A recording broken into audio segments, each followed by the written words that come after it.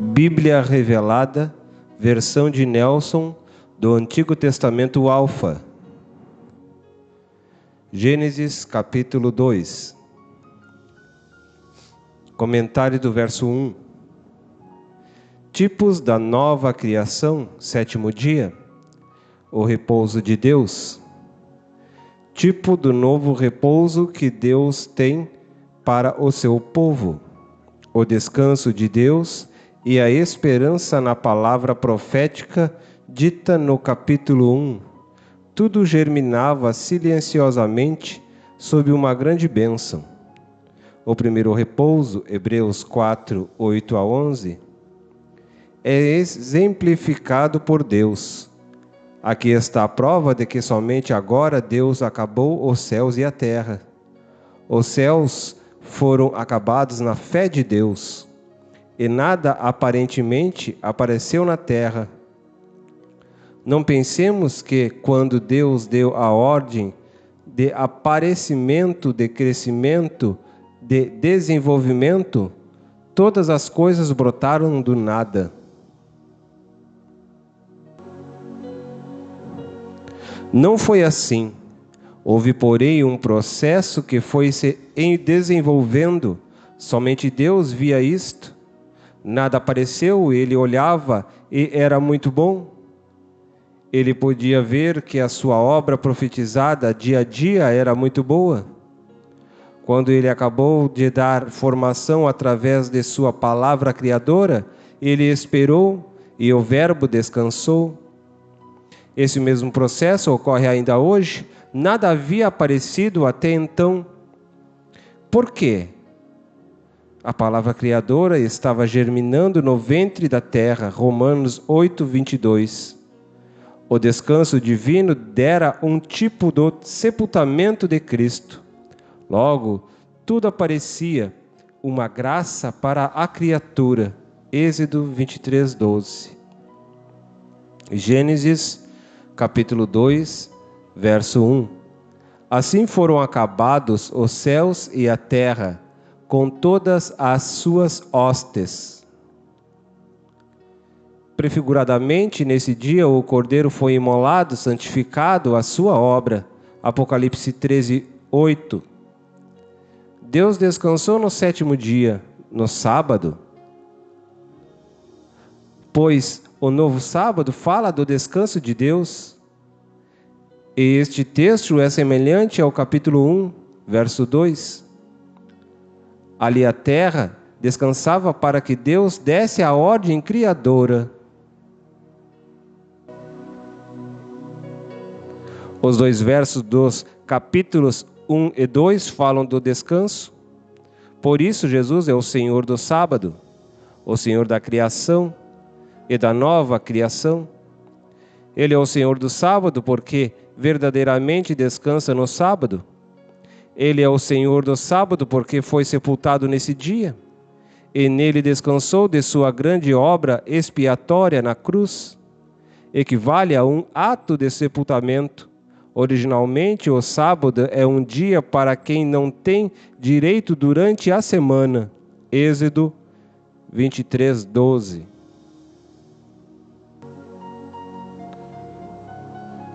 Deus exigia esse descanso para propiciar aqueles que não tinham direito nas bênçãos patronais.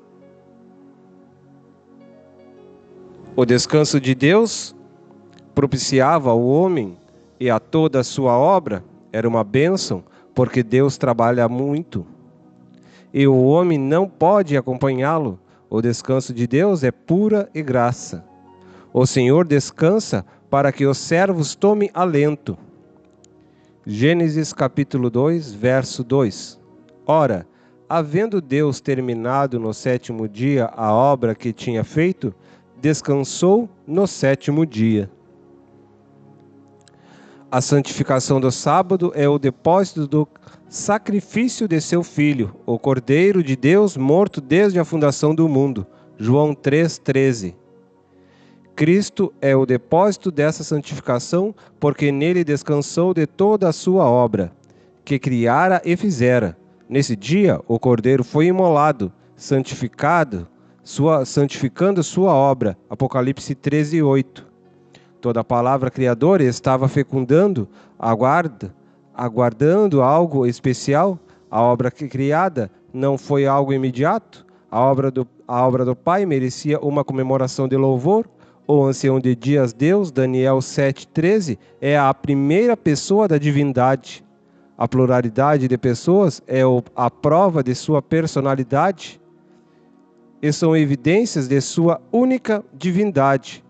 Entre as pessoas, uma essência espiritual com diversas manifestações através da glória ou por teofania. Na criação do homem, falaram de uma imagem para eles três, Gênesis 1:26.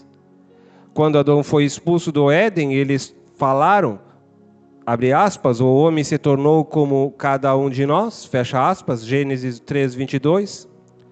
Quando houve a confusão em Babel, Deus falou no plural, abre aspas, desçamos e confundamos ali a sua linguagem, fecha aspas. Vemos através das frases que havia mais de uma pessoa nesta divindade, mas não mais de um Deus. Gênesis 2:24, Deuteronômios 6:4. O reagur, por revelação, nos ajuda na alegoria, profetizando que Deus tinha um filho com nome desconhecido. Provérbios 34. As formas plurais usadas para referir-se a Deus, Isaías 54:5, são comprovadas na Bíblia. O Criador é o mesmo ancião de dias, Deus, o mesmo conhecido hoje como o Pai. O Verbo era conhecido também como o Senhor dos Exércitos, que é Jesus, e hoje como Filho, o Santo de Israel. O que executa a redenção aponta para o Espírito Santo. Assim, a conversão divina, usando a forma plural, é muito comum. Isaías 6:8, 48:16 e 17, 63:9-16. Também vemos a conversão entre eles no livro de Salmos, usando o plural. Salmos 2:1-9, 45, do 6 ao 8, 110, do 1 ao 5.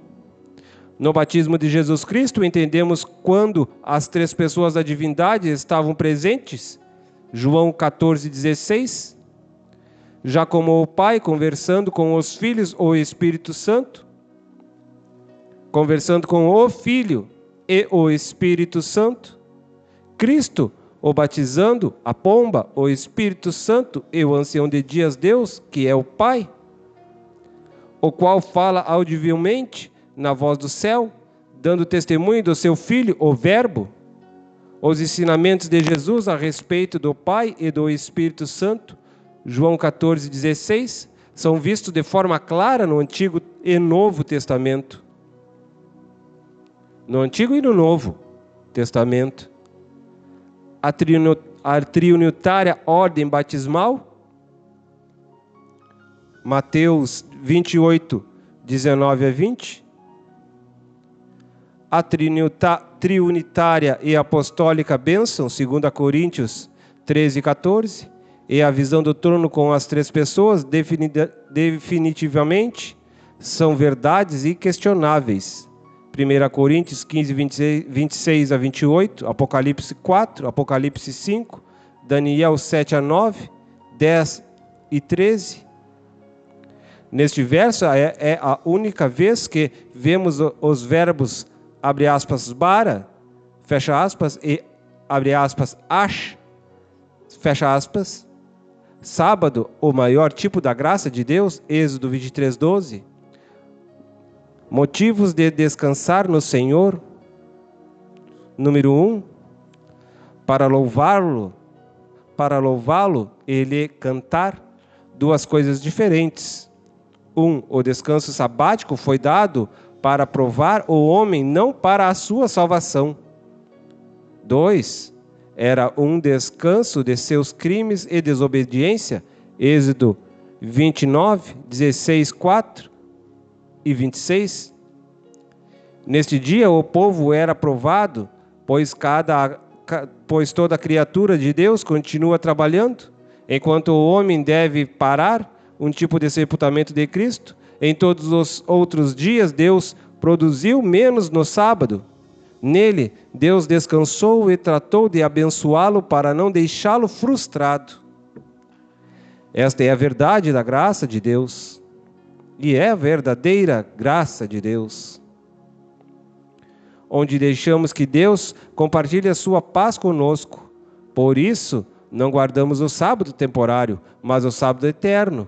A graça de Deus, isto é, o reino de Deus, ou outro repouso de Deus, no qual Israel ainda não entrou, mas brevemente entrará. Hebreus 3, 16 a 18. Este é um dia para que o homem abstenha-se das obras mortas. Hebreus 6, 2. E não das coisas boas e nem fazer o bem, mas dos crimes humanos. Assim, quando somos livres do poder do pecado, entramos no grande sábado. Pois no deserto, de um só dia, abençoamos os outros dias. Desta forma, o justo pratica a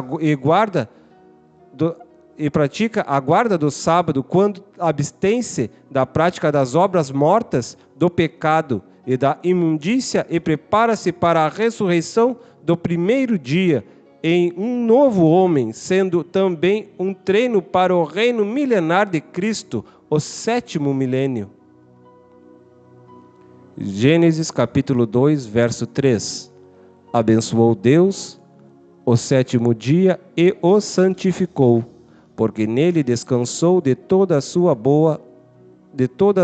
obra que tinha criado, do inexistente e feito do existente. Conclusão da palavra criadora de Deus: antes mesmo que tudo aparecesse, o que faltava quando tudo foi acabado, o homem, sem ele não haveria chuva nem produção. Isto quer dizer que a bênção respeita o domínio do homem. A falta da chuva e do homem freia o surgimento das obras profetizadas antes. Eis as origens dos céus e da terra, quando foram criados, no dia em que o Senhor Jeová, Deus Elohim, fez a terra e os céus. O texto mostra os vocábulos criar e fazer. A criação planejada, vocábulo bara, e a executada, vocábulo ash. A criação do bara e a execução do ash, baseado na matéria-prima já existente. Gênesis capítulo 2, verso 4. Estas são as origens dos céus e da terra, quando foram criados, do inexistente, no dia em que o Senhor Deus fez do existente a terra e os céus. A necessidade do aparecimento do homem depois do 6º dia ainda não havia aparentemente nada pronto, não havia nenhuma planta do campo na terra, pois nenhuma erva do campo havia brotado. Devocionalmente, entendemos que Deus não poderá fazer brotar nada se ele não tiver certeza que haverá um homem para administrar a sua obra criada. A existência do homem requer chuva. Isto quer dizer que são necessárias a nossa parte e a parte de Deus. Até aqui Deus está proferindo a palavra criadora. E disse Deus. Antes do aparecimento do homem, Deus não enviou a chuva. Depois dela, tudo brotou. Agora Deus cria o homem, uma vez que a provisão do homem estava providenciada. Gênesis capítulo 2, verso 5. Nenhuma planta do campo estava na terra, pois até então nenhuma erva tinha crescido, porque o Senhor Jeová ainda não tinha feito chover sobre a terra, e nem havia homem que a lavrasse. Os recursos e a sua devida preparação são bênçãos providas antecipadamente. Diante de grandes necessidades, o grande segredo da vida humana longa e farta de anos.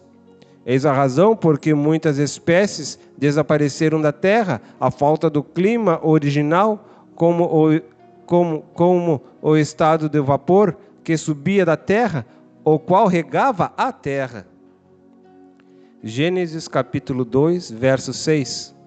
Um vapor, porém, subia da terra e regava toda a superfície da terra.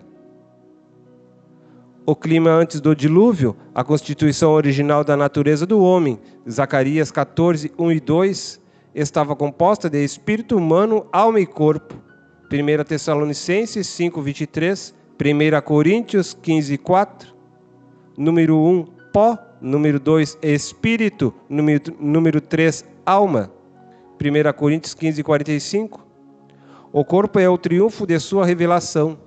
Para a origem de uma nova alma, depois de Adão e Eva, era necessário juntar as partes físicas para determinar a vida do sopro de vida sobre si. Gênesis 2, 7. Isso quer dizer que tornava-se necessário que o espermatozoide e o óvulo se unissem para completar a parte física e dar sinal para que a lei do espírito e vida soprasse o alento de vida sobre essa união do pó. A lei do espírito e vida é poderosa e jamais falhará. Quando essas partes materiais, espermatozoide e óvulo, se juntam, o espírito humano é soprado, então a alma é formada. Gênesis 2:7, Zacarias 14:2. Nesse caso, como Jesus já era uma alma coexistente, necessitava somente do corpo, segundo a imagem planejada. Gênesis 1:26. Aquela que foi feita como o corpo primogênito, o alento de vida, foi um sopro vindo de Deus, feito da natureza do Espírito Santo, Zacarias 14:2. Este espírito humano ainda não é aperfeiçoado, Hebreus 12:23. Até o novo nascimento, o aperfeiçoamento do espírito dá-se com a obra do Espírito Santo sobre ou no homem. Sobre ou no homem. João 3:6. O homem é alma que tem espírito e corpo. Não há como mudar esta constituição. E mesmo depois do novo nascimento, o homem continua sendo alma, mas regenerada e eleita mediante a fé em Cristo. Uma falsa doutrina norte-americana invadiu o mundo dizendo que o homem é espírito que tem alma. Mas isto contradiz a palavra de Deus, pois coloca o homem na condição dos anjos, Hebreus 1:14. Pois estes são espíritos e os homens almas, Gênesis 2:7, 1 Coríntios 15:41. Gênesis capítulo 2, verso 7. E formou o Senhor Jeová, Deus, o homem do pó da terra, e insuflou em suas narinas o fôlego, espírito da vida. E Adão, vermelho, tornou-se alma vivente.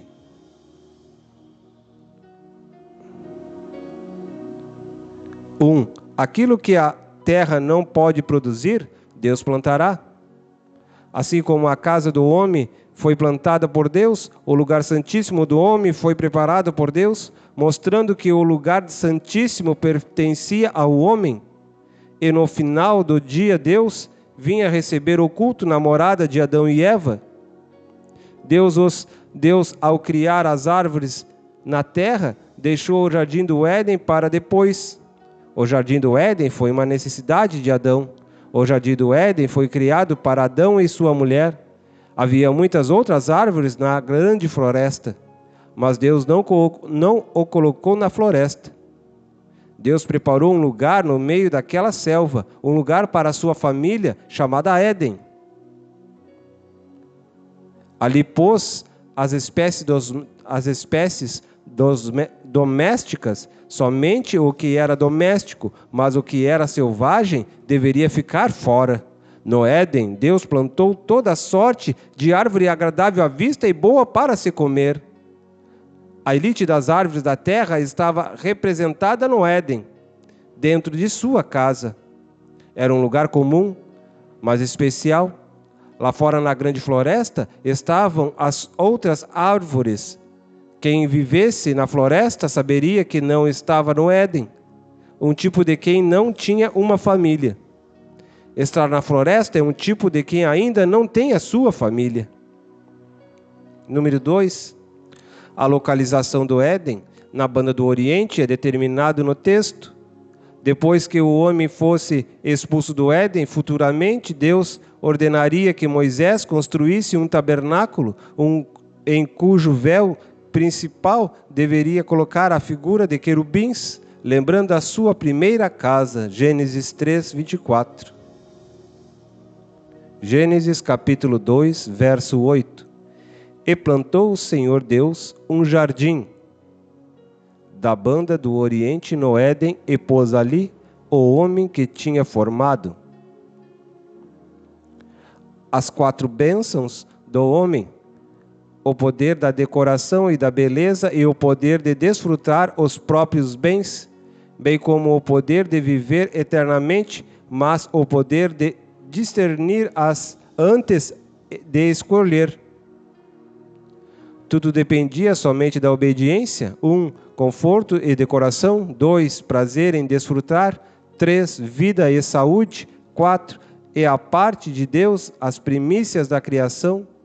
O Éden era o lugar santíssimo do homem. Era a habitação da família. Foi plantado no meio da floresta, que simboliza o mundo. E foi Deus quem plantou. Todas as árvores dão flores no mundo e existe a partir da ordem divina. Mas as árvores do Éden foram plantadas por Deus. O Senhor plantou 4 tipos de árvores. Número 1, as árvores agradáveis à vista. Número 2, as árvores boas para a comida. Número 3, a árvore da vida. Número 4, e a árvore do conhecimento do bem e do mal. Isto quer dizer que elas foram plantadas no nosso lugar santíssimo, isto é, na habitação de nossa família. Primeiramente, ele plantou no Éden tudo o que os olhos pudessem ver, fazendo o homem sentir-se confortável. O conforto é algo que Deus plantou para o homem. Em segundo lugar, ele pensou nas 3 coisas necessárias para a sobrevivência do homem. A vestimenta, a bebida e alimento estavam retratados nas árvores. Abre aspas, boas para se comer, fecha aspas. A comida e a bebida representavam a vida do homem, e todas essas coisas seriam acrescentadas se o homem buscasse primeiramente o reino de Deus e a sua justiça. Em terceiro lugar, o homem tem dentro de sua casa a vida, representada pela árvore da vida. As folhas são parte para a saúde e os seus 12 frutos mensais dão vida. A árvore da vida é Cristo, e ele não pode faltar na sua casa. Em qualquer lugar, o reino de Deus estaria representado na árvore do conhecimento do bem e do mal, que não poderia ser violada, pois pertencia a Deus. Mas porque Deus permitiu que a árvore do bem e do mal estivesse ali dentro da habitação do homem? Porque todas as vezes que Deus nos dá algo, sempre aquilo que lhe pertence vem misturado ao nosso, a fim de que demonstremos-lhes a nossa fidelidade e o nosso culto sob temor a seu nome. Gênesis capítulo 2, verso 9. E o Senhor Jeová Deus fez brotar da terra toda a qualidade de árvore agradável à vista e boa para se comer, assim como a árvore da vida no meio do jardim, e a árvore do conhecimento do bem e do mal. A importância dos rios representava a vida que irrigava a casa familiar, isto é, o tabernáculo do casal, mas também devemos saber que 4 desafios da família são vistos em cada rio. A construção do lar do homem foi pensada como um lugar santíssimo, como a própria casa de Deus, Apocalipse 22, do 1 ao 3. O ninho familiar precisa ser regado para poder dividir as suas bênçãos aos demais. O alcance de nossos pontos cardeais são possíveis pelos 4 braços, cabeceiras de rio, pela árvore da vida. Essa árvore sempre produz frutos de mês em mês. Os 24 anciãos são o relógio equivalente ao nosso tempo e a árvore da vida marca os meses terrenos. Gênesis capítulo 2, verso 10.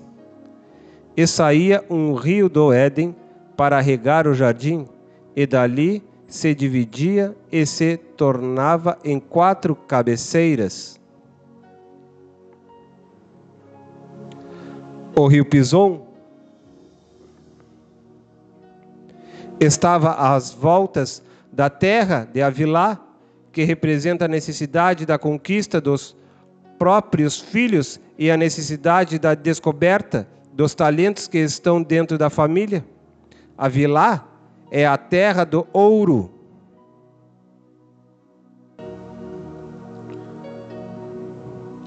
Através desse rio conquista-se Havilá. Ali estão os filhos, bem como a continuidade da herança das vocações familiares. Dentro de casa estão os nossos maiores tesouros. Eles estão escondidos na terra de Havilá, que representa os filhos. As grandes riquezas da família estão escondidas nos filhos. Neles há ouro, cristais e berilo. Isto é, neles há riqueza distintas que necessitam ser conquistadas e descobertas. Gênesis capítulo 2, verso 11. O nome do primeiro é Pison, troca. Este é o que rodeia toda a terra de Havilá, sofredor, onde há ouro.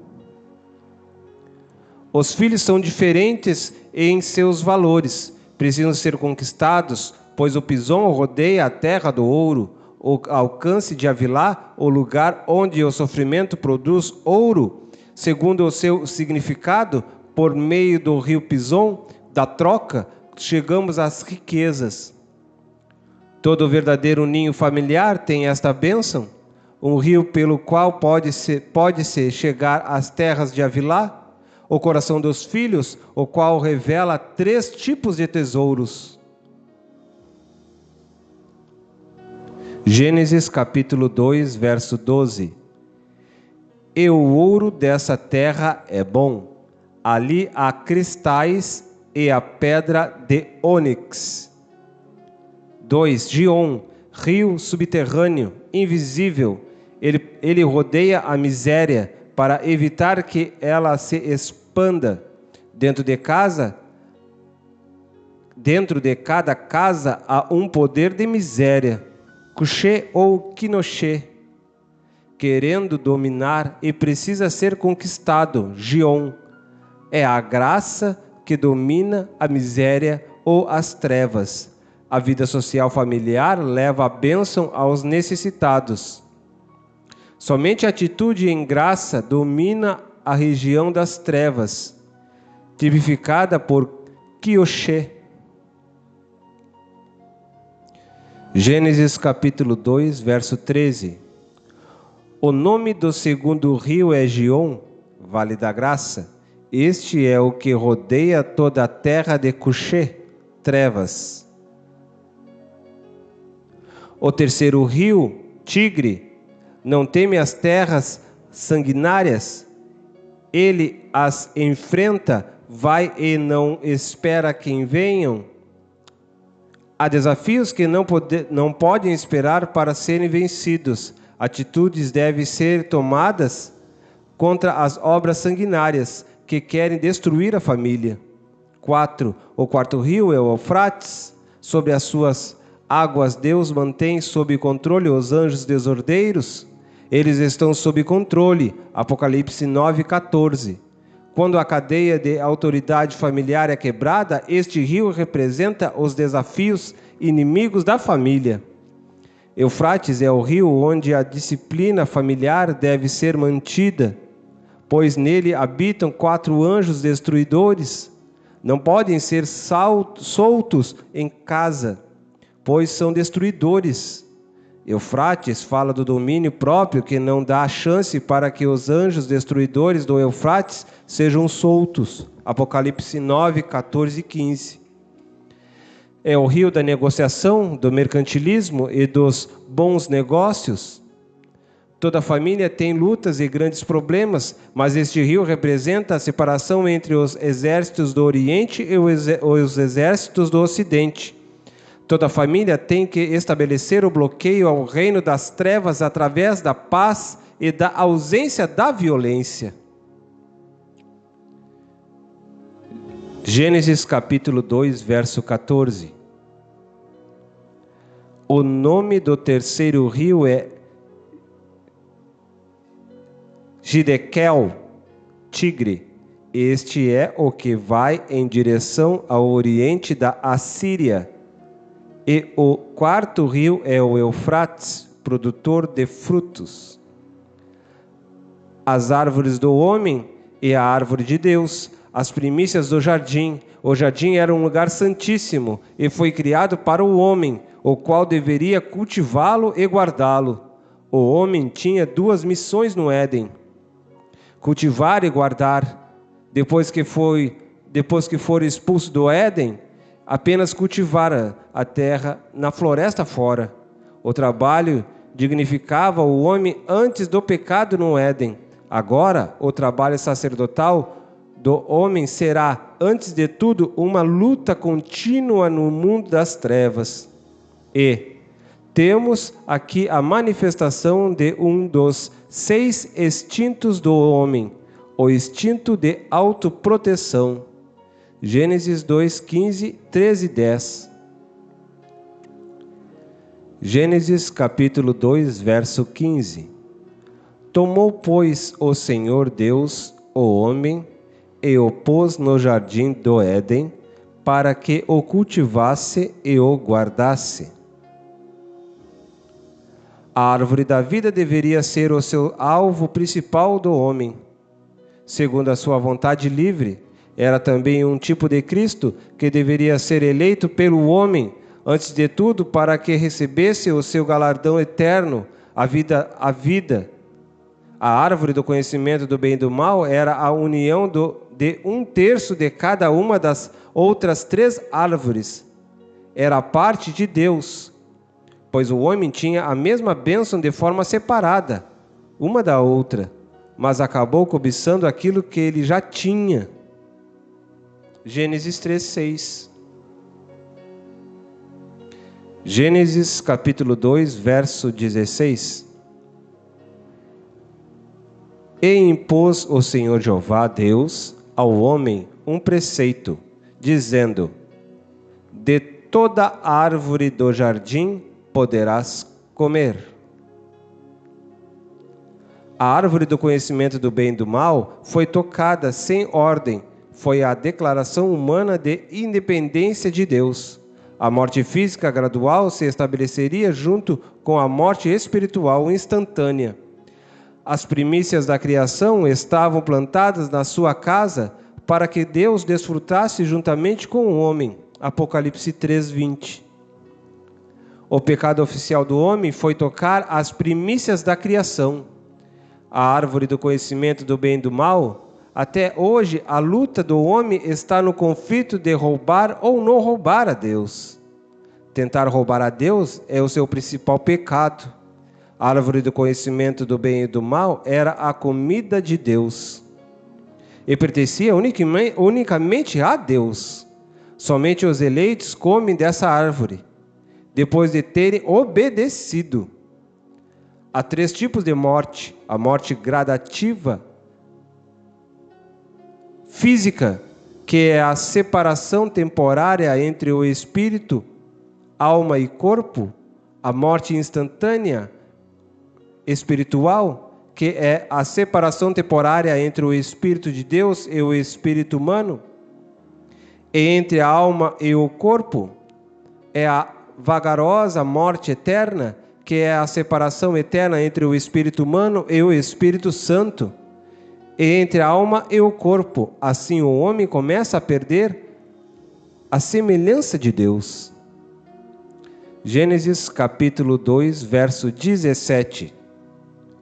Mas da árvore do conhecimento do bem e do mal, dela não comerás, porque no dia em que dela comeres, a morte experimentarás.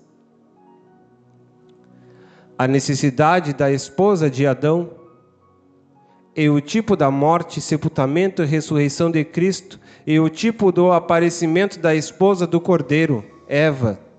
O homem solitário é uma tragédia.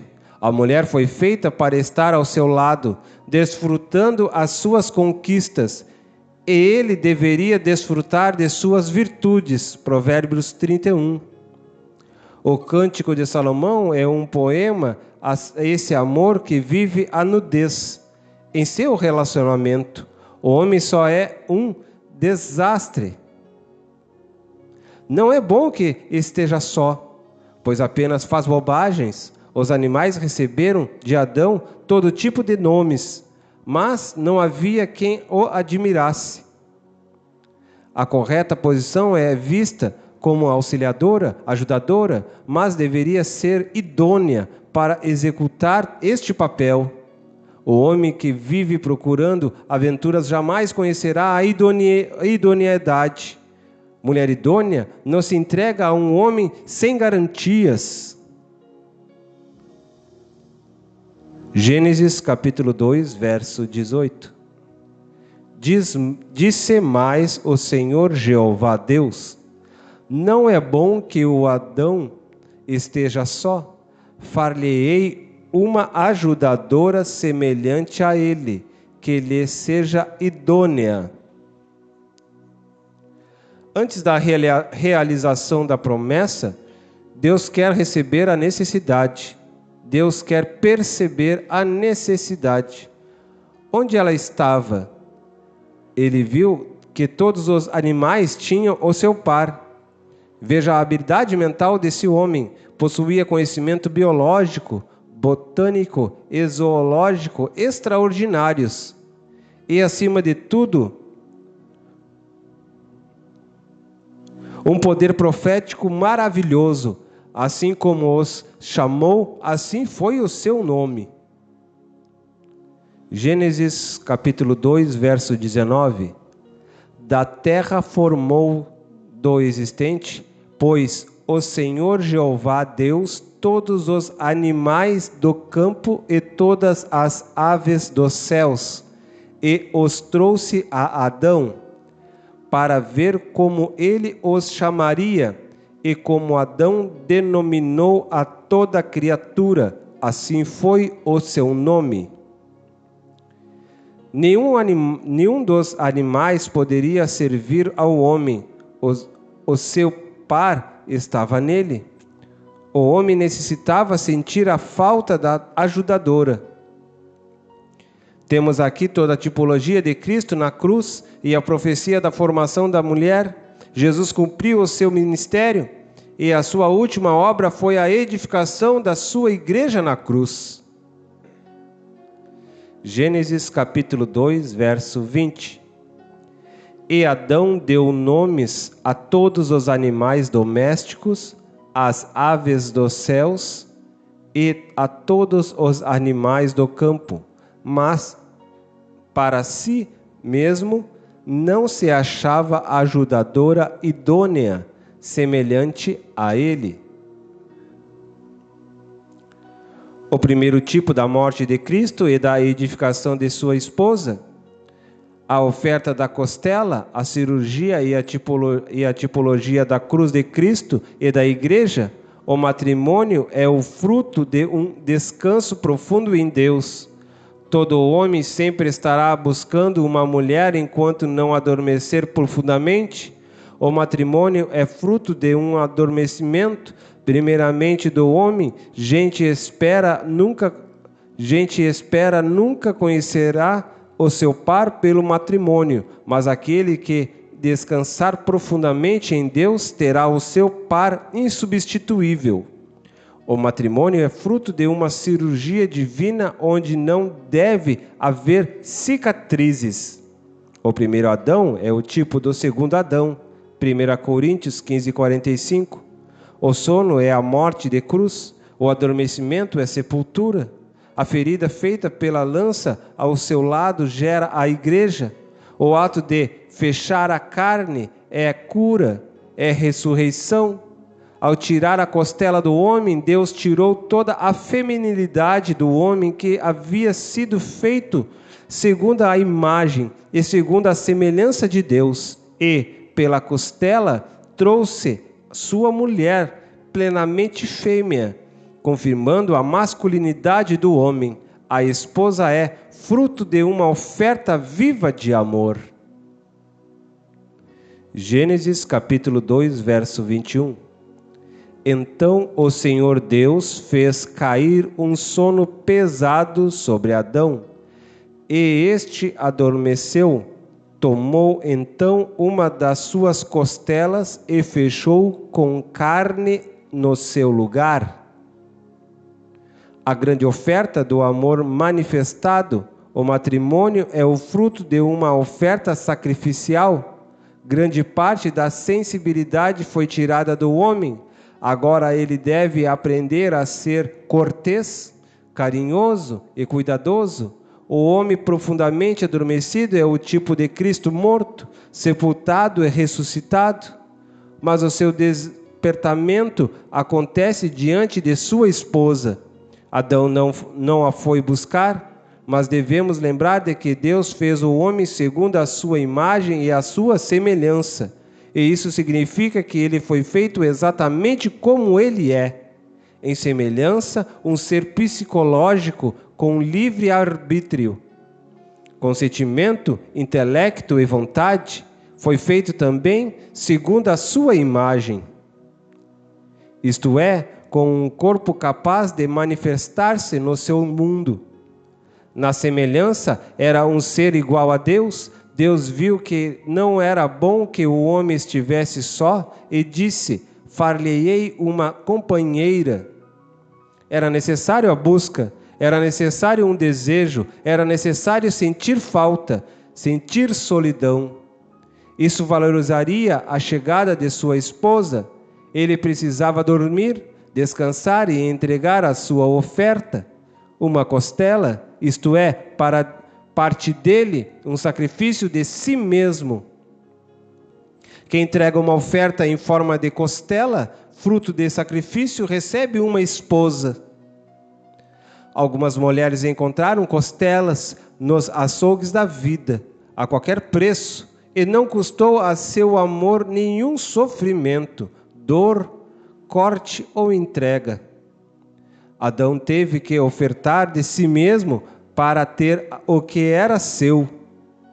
O verbo em hebraico para criar é bará, B-A-R-A-H, bara. Isto quer dizer que a mulher não era semelhante ao homem e que foi criada por Deus de uma imagem inédita. É muito importante saber que o verbo hebraico para criar é bara.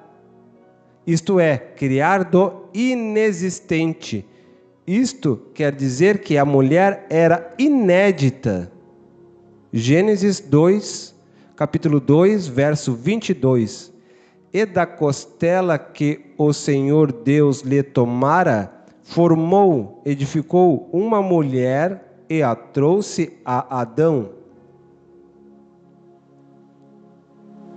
Então disse o homem: esta é agora osso dos meus ossos. O homem é mais calcário, a mulher é mais cálcio. Matrimônio não é espírito do mesmo espírito. Matrimônio é carne da mesma carne. Ela será chamada mulher. A mensagem da vida biopsíquica e social do homem, mulher. É fêmea para o homem e mãe para os seres viventes. O homem sem a sua mulher é incompleto, não tem todos os ossos, nem toda a sua carne. Gênesis capítulo 2, verso 23. Então disse Adão: abre aspas, esta é agora osso dos meus ossos e carne da minha carne. Ela será chamada mulher, porquanto do homem foi tomada. Fecha aspas. Com o matrimônio acaba-se o domínio dos pais sobre os filhos. O grande milagre do amor torna-se uma só carne. Há dois lugares onde a carne agrada a Deus, no fogo e no matrimônio. Gênesis capítulo 2, verso 24. Por isso deixará o homem o seu pai e a sua mulher e a sua mãe. Por isso deixará o homem o seu pai e a sua mãe, unir-se-á à sua mulher e serão uma só carne. A nudez no casamento. O matrimônio não é um convívio de ouvido, mas de contemplação, de conhecimento, de companheirismo. A visão correta do matrimônio é não ter nada a esconder, nada de que se envergonhar, grande companheirismo, longânimo, compreensão e fé, amor e esperança contínuos. A beleza do matrimônio é desnudar-se em todos os sentidos. Isto fala do desarme, da vulnerabilidade, da ausência de sustos. 1 Pedro 3,6. Pois pela nudez mostra-se a nudez do casal, revela-se o jardim do Éden no matrimônio, bem como se demonstra a presença de uma grande testemunha nesse relacionamento, Deus. Cantares 5:1. Isso fala de uma vida de intimidade entre o homem, a mulher e Deus. Cantares mostra esse relacionamento trino. A presença de Deus, o centro de adoração, e o jardim, o local de todo aquele culto em amor e a vida, quando o relacionamento a dois termina no altar de Deus. Assim como no Éden, eles não iam ao templo para levar o seu culto, mas Deus vinha até eles testemunhar a sua comunhão e fazer parte dela. A viração do dia é o momento mais sublime de avaliação e em todo o final do dia Deus vinha para prestar contas com Adão e a sua mulher Eva. Gênesis capítulo 2, verso 25. E os dois estavam nus, Adão e sua mulher, e não se envergonhavam.